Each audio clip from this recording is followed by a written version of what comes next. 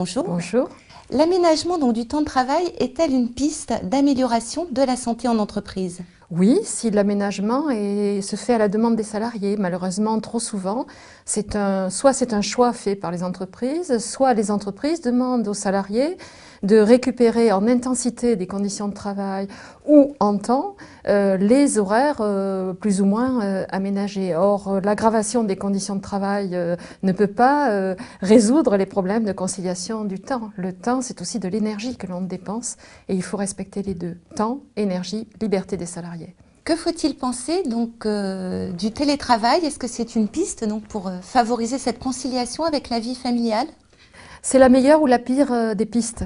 La meilleure, si le télétravail fait l'objet d'une négociation collective dans l'entreprise qui conduit à modifier le management, si on respecte la vie personnelle et le découpage en temps entre temps privé et temps de travail du salarié, et puis également si on veille à ce que le salarié ou la salariée continue à vivre dans l'équipe de travail et ne se sente pas isolé à domicile. Par contre, c'est la pire des choses.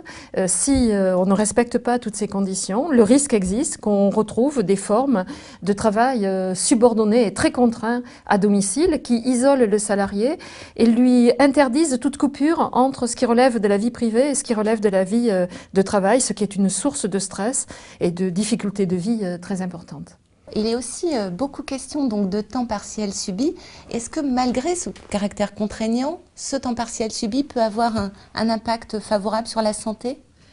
Comment imaginer que le temps partiel contraint puisse avoir un impact favorable sur la santé dans la mesure où on aime l'emploi, le temps partiel contraint, c'est l'emploi qui est à temps partiel. Et donc on impose aux salariés à temps partiel des horaires qui ne sont pas compatibles avec une vie familiale équilibrée.